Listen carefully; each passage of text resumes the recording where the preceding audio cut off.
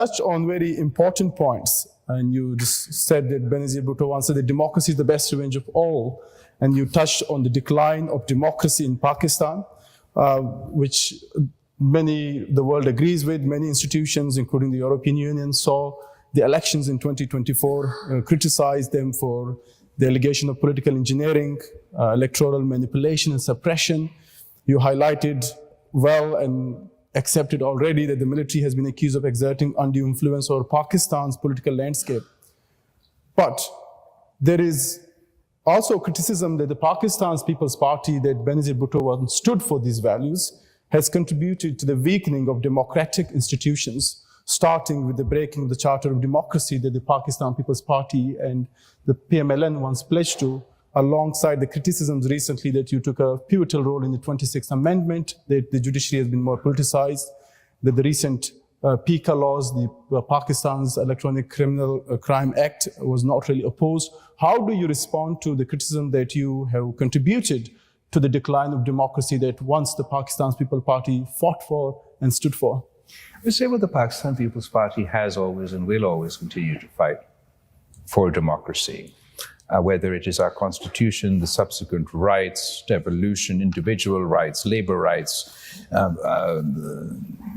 agriculture workers' rights, minority rights, trans rights, every piece of legislation, politics, rights-based politics, constitution-based politics is done, championed, and protected by the People's Party.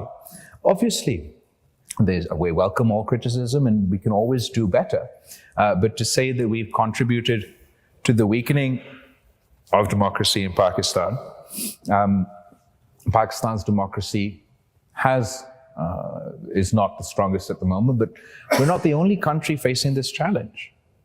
We're not a 200-year-old democracy or soon to be 300-year-old democracy like other countries who we've seen once challenged with populism and post-fact politics and post-shame politics and alternate reality politics. We've seen even well-founded institutions shake, well-established norms give way, and those challenges are there in Pakistan today. As far as the 26th Amendment or PICA or any of the other, every single one of them, I think Pakistan People's Party has had a positive contribution to. As far as the 26th Amendment, okay, perhaps it's not exactly as I would have drafted, but it was a long-standing aim of the very Charter of Democracy that you referred to, that we were going to establish a constitutional court.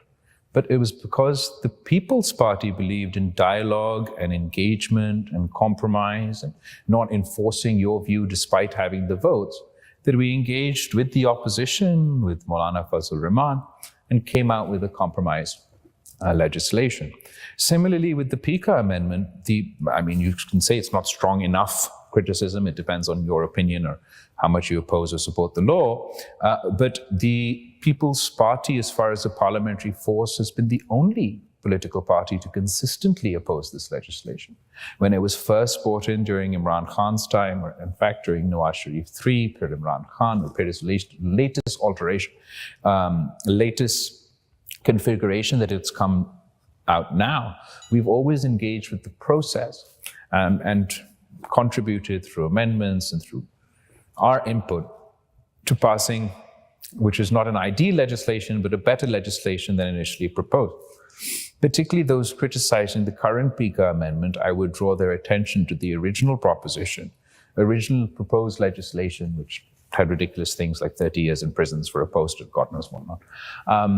So that's how, at least for now, the People's Party and the current alignment of national politics, where we have the third largest number in the National Assembly. We may not be able to dictate our terms or impose our will on Parliament, but we do use our space to have a positive input, I believe.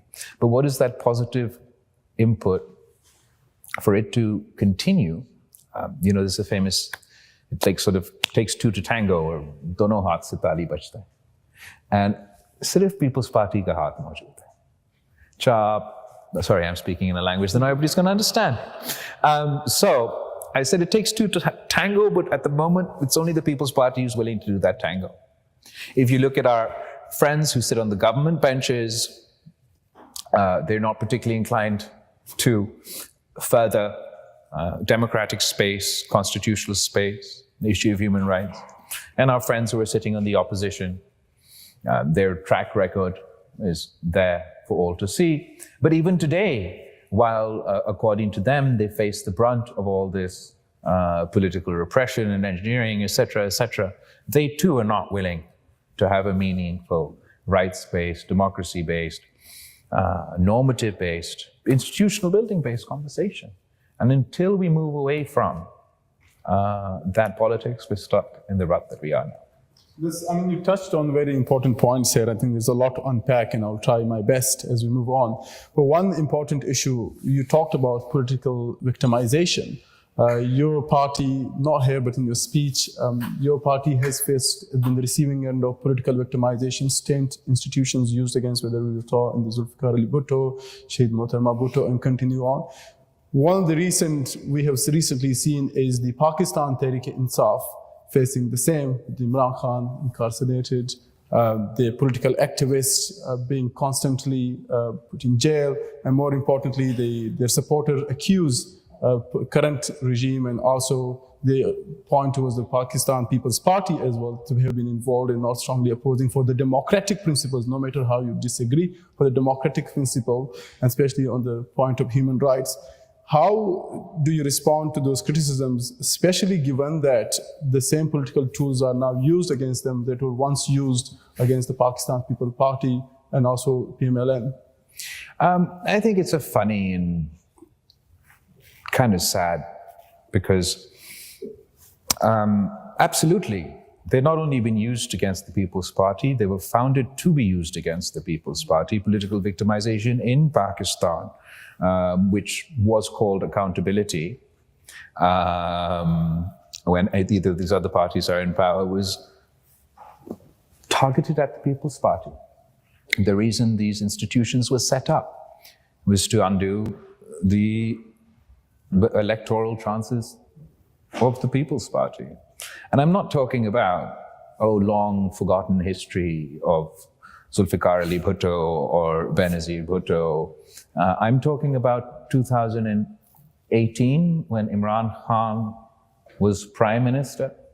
In fact, as far as political victimization in Pakistan is concerned, or political engineering in Pakistan is concerned, lawfare and the weaponization of the judiciary is concerned, that has been a constant fact of Pakistani politics. No matter who has been prime minister or who has been in opposition, up until Benazir Bhutto was elected prime minister in 1988, and she freed all political prisoners in Pakistan, restored the freedom of the press, etc. And when my father was elected for the first time as president of Pakistan in 2008 till 2013, and we were proud to say that Pakistan in that time did not have a single political prisoner. We didn't rely on political victimization. Those of us who are a student of history and politics will understand what a significant achievement it is for any body politic who has experienced this from 1947 up until 2008, that's just the way it works in Pakistan. And then, because of our Charter of Democracy, we managed to set up some norms, some democratic norms, where actually you could disagree with each other, and it didn't mean you had to send each other to prison. We respected having differing opinions, and that was the space in which Pakistani democracy functioned without these tools. Obviously, that was roundly criticized by Mr. Khan.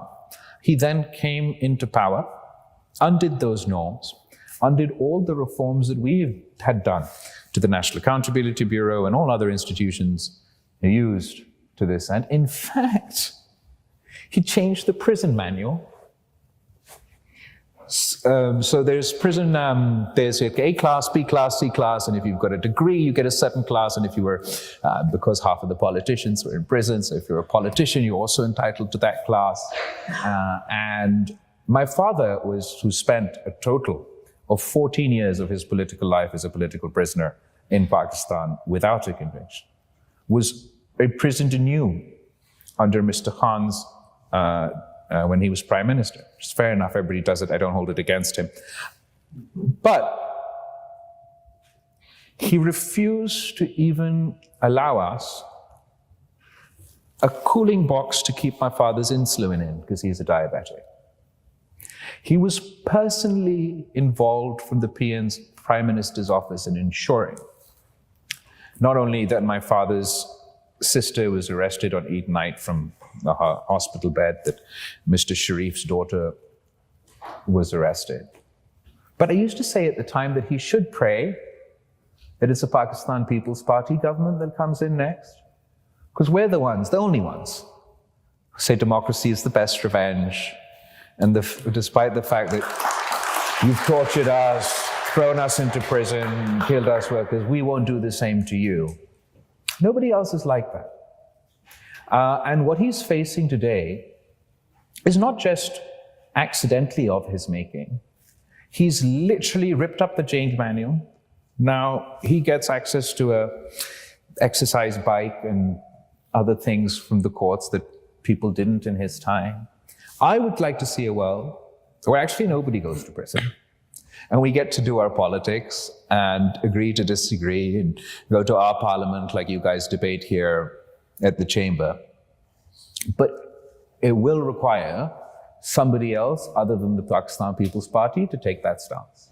But as we stand today, does the Pakistan People's Party and yourself oppose the victimization of the Pakistan Tehreek-e-Insaf and their Imran Khan? We have constantly opposed the National Accountability Bureau, the institution used to investigate corruption in Pakistan, first deployed by Mr. Sharif and then Mr. Khan. We oppose the National Accountability Bureau today. We believe that these are draconian. The laws that they use to do accountability aren't effective in that means, but we believe in meaningful reform. I don't believe that Mr. Khan is opposed to political victimization. He's in favor of political victimization, he just doesn't want it to happen to him. I'm opposed to political victimization, full stop. I don't care that it happens to me because it has been happening to me and it will continue to happen within Pakistan. It's new for Mr. Khan. It's new for Mr. Khan because for 30 years, he was built up in Pakistani politics by the very military establishment that he criticizes today. He was in favor of the political victimization by Pervez Musharraf. He was in favor of political victimization when Nawaz Sharif won. And he's only not in favor of it when it comes to him. So moving on along victimization, another sector that is under threat is media freedom and press and free speech. We have seen that journalists being intimidated, abducted. Recent Human Rights Commission report highlights a worsening media climate since the ousting of the former Prime Minister Imran Khan in April 2022. The Human Rights Commission has reported the increasing use of the term software update. UPMism reported they used to describe the abduction, interrogation, and coerced compliance of journalists and activists. And we spoke about PICA being one of those. And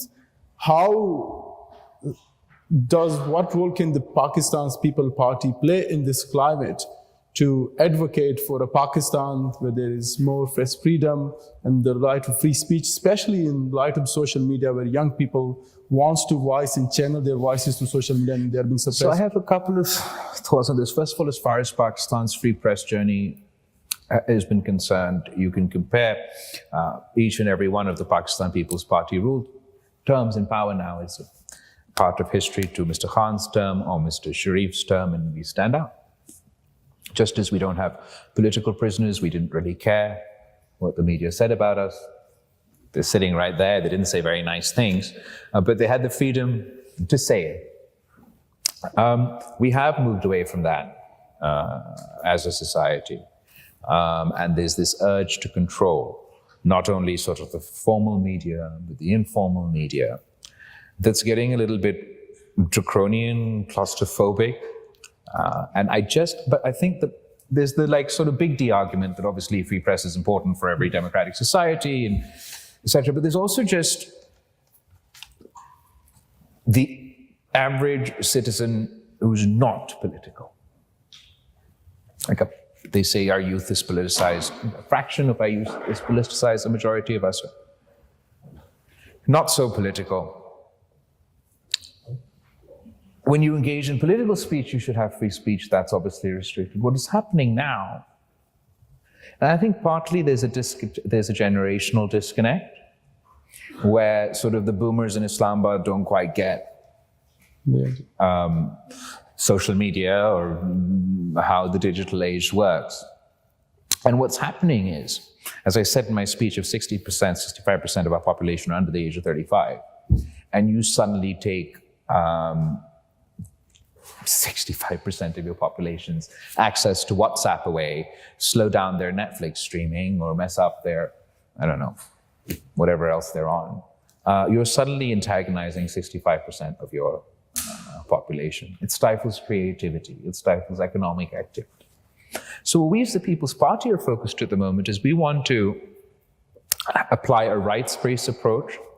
And I'm actually currently campaigning for a digital Bill of Rights for Pakistan that would recognize access to internet, even protections from misinformation, all those other things, protections for your data, and a specific legislation that highlights exactly and protects exactly at least the certain fundamentals of the digital space that we're now increasingly engaged in. Is it going to fix everything? I don't think so, but I think we need to move away from the current, I have a problem, how do I control it approach through a more rights-based approach. That'll hopefully improve things a little bit.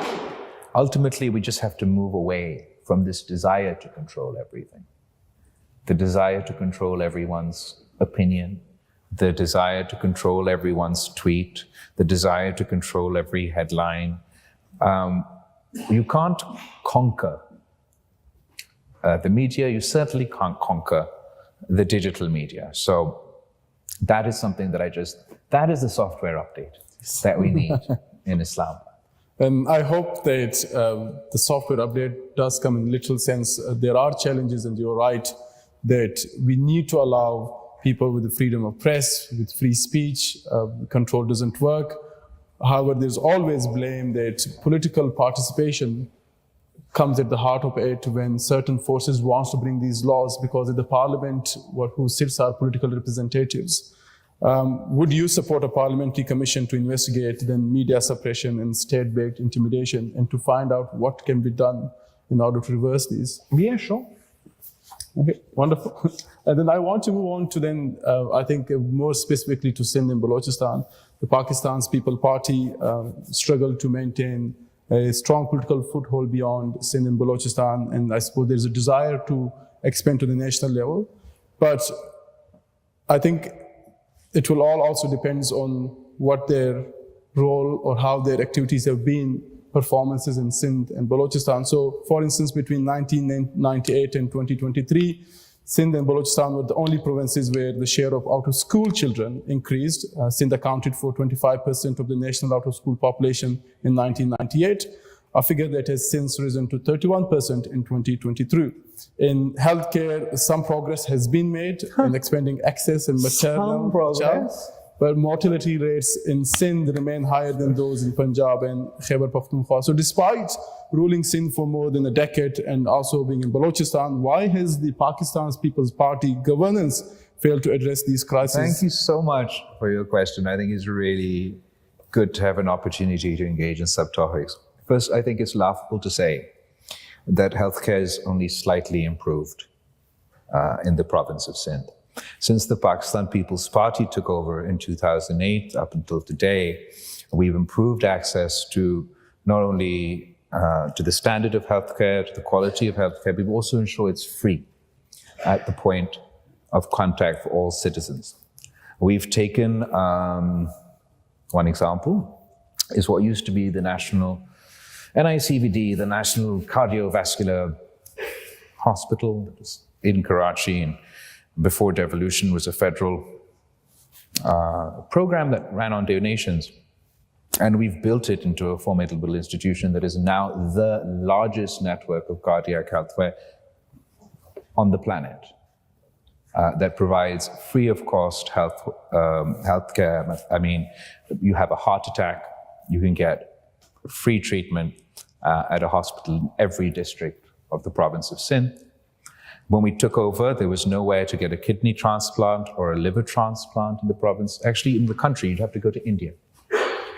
Now in Khairpur, in Gambhar, which is in the northern area of Sindh, you get free liver transplant, free kidney transplant, free a whole host of other tertiary care facilities, and not only Pakistanis from all over Pakistan, we even have international patients coming to our Karachi hospital and our government hospital to get their treatment.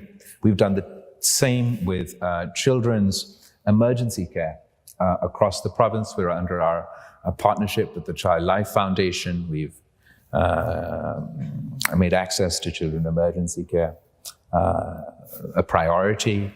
As far as the infant mortality rate is concerned, maternal mortality rate and infant mortality rate was not only the highest in Sindh, increasing the highest in Sindh up until 2013, when it's been on the decline.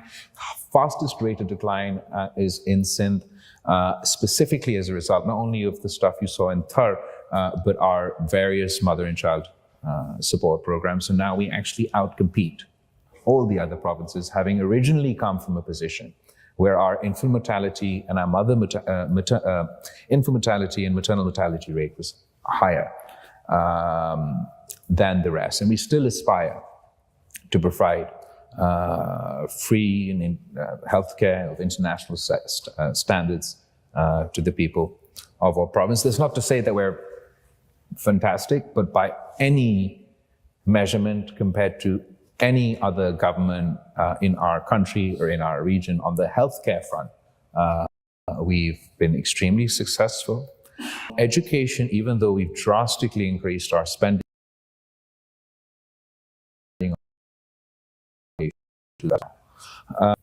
the place where there's been a decrease in spending has been from the federal level, that is completely cut off their support for the education sector.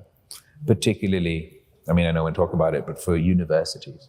And while the province of Sindh is the only one, the chief minister is sitting right there, to step in and fill that gap that was left behind by the federal government, other provinces, including KP and Punjab, don't do the same, which is why actually you have a crisis today at universities all across the countries. I wish actually we had a performance election, but don't seem to be moving in that direction.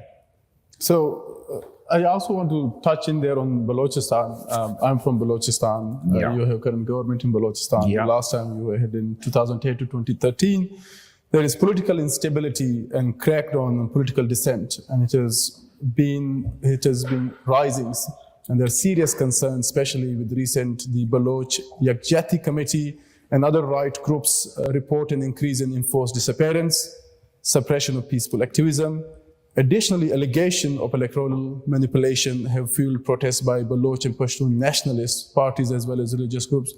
Given these challenges, how does the Pakistan People Party plan to rebuild the national support base, and how do you respond to the criticism that your party faces in Balochistan as to what's happening in terms of the crackdown?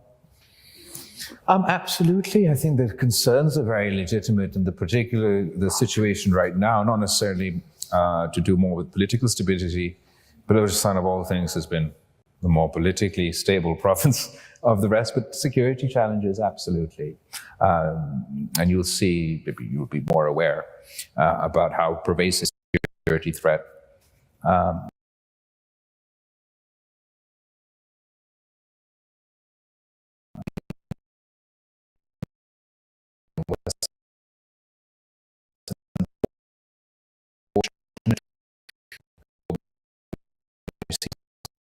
and what we across the world is wherever there's a really huge security challenge, it creates space fair enough, legitimate counter-terrorist operations, but also those legitimate counter-terrorist operations. You have of human rights abuses, etc., that are going on a slow boil for the longest time. So that it's particularly more acute. Proud of the work that the Pakistan People's Party has done in Balochistan in the past. I believe that we have delivered again. I'm not saying necessarily that we got the credit or it's appreciated or understood.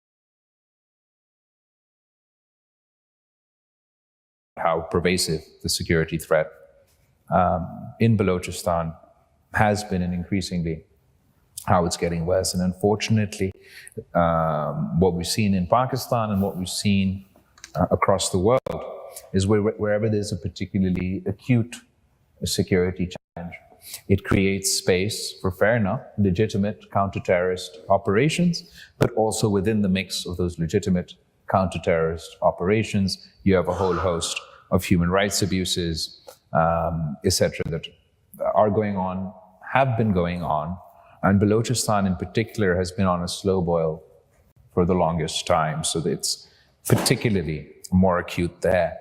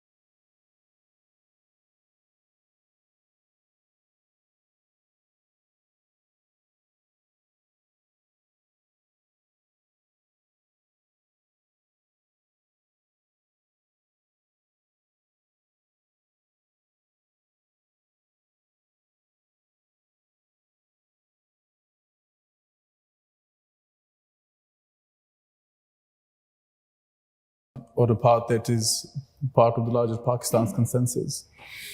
Well, I think that what used to be confined as a Balochistan crisis is now a Pakistan crisis.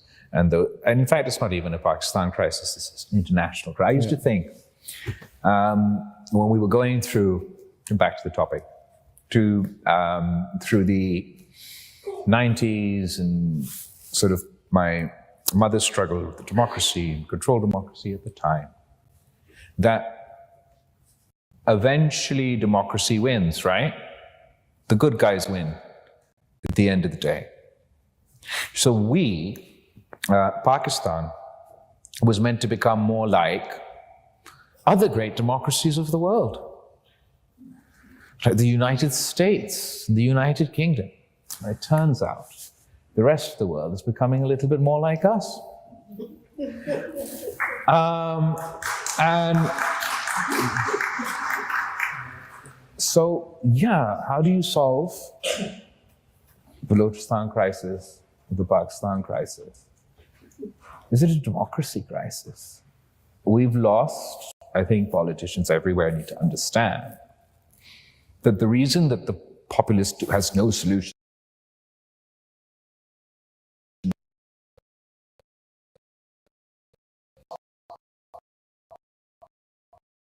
those who disconnect. I have my own theories for the disconnect in Pakistan, and there's a disconnect in the rest of the world between the population and those in power. In Pakistan, I believe that a large part of it is a demographic disconnect. We have 60, 70, 80-year-olds taking all the decisions at every policy forum, at every institutional forum. And 65% of the population is under the age of 35. You don't understand where they're thinking. You're thinking 5 years, they're thinking 30 years. And you see that discrepancy then in your climate policy, in your education policy, in your health policy, in your CT policy, in your digital policy. I mean, you're a young leader, but how do you create a space for youth in Pakistan? No, fair enough. Okay, fine. I'm young, and I wouldn't at least pretend to be able to connect on everything with everyone.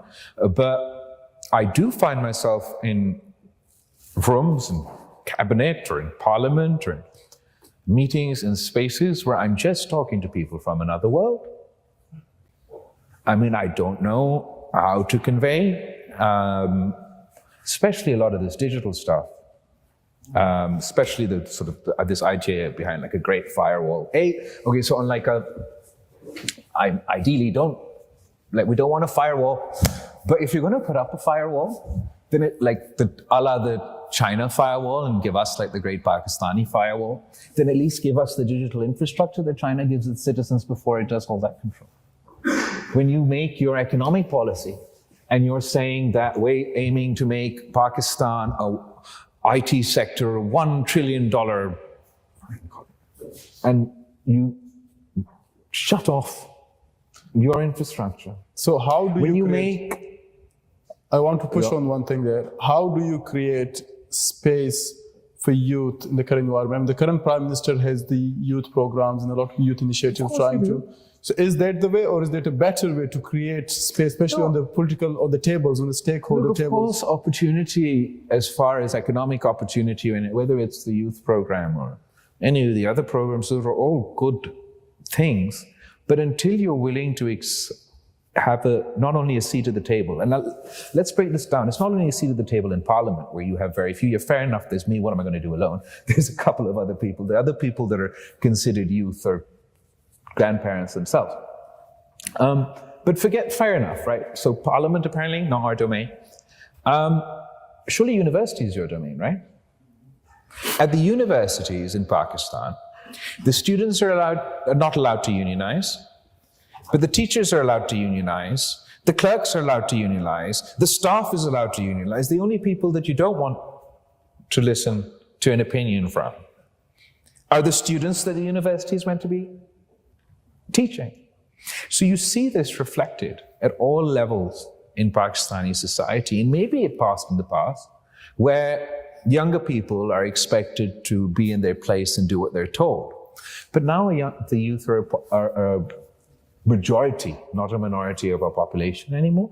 Either you meet their aspirations, which are normal aspirations that allow the youth all over the world, which is employment, which is education, which is creating those opportunities, or you're going to see the discontent that you see manifest today, either in urban middle class, like uppity parties, or the more rights-based separatist nationalist-leaning groups, or whatever. It's going to manifest in various ways until you get a seat at the table everywhere from your university back to the Houses of Parliament.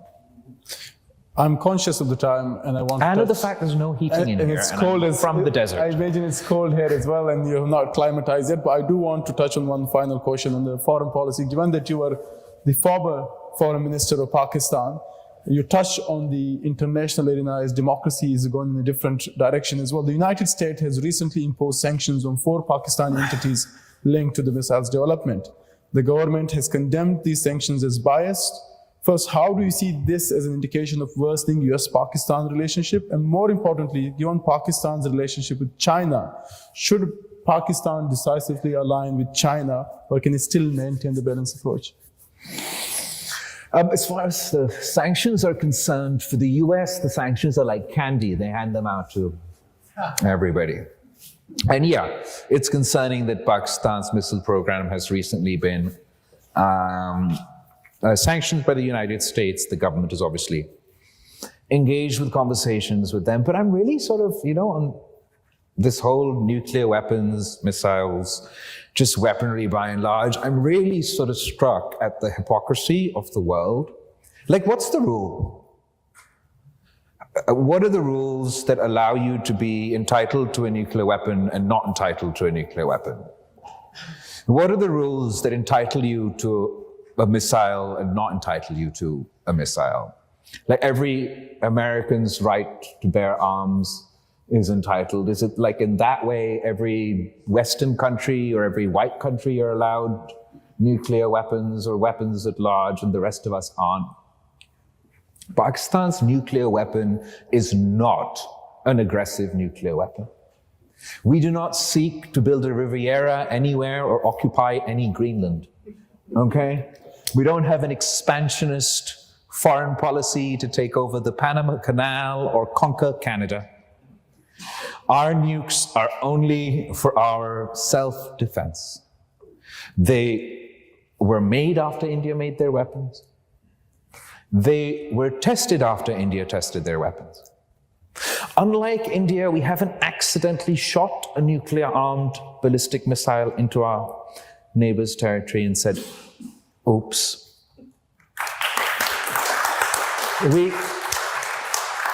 And you're right, we are sanctioned.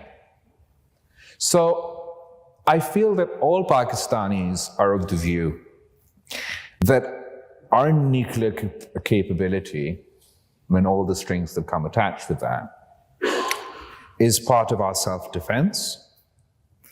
If there was even a leeway or a sliver of doubt, go ask Zelensky how he feels now that Ukraine lost their nuclear weapons. The level of hypocrisy, particularly from the United States in their world policing these days, makes one want to take these sanctions with a little bit of a pinch of salt, but obviously you can't. They're a serious challenge to Pakistan's national security. I think we're in a safe place to say that whatever our capacity is today, we'll jealously guard.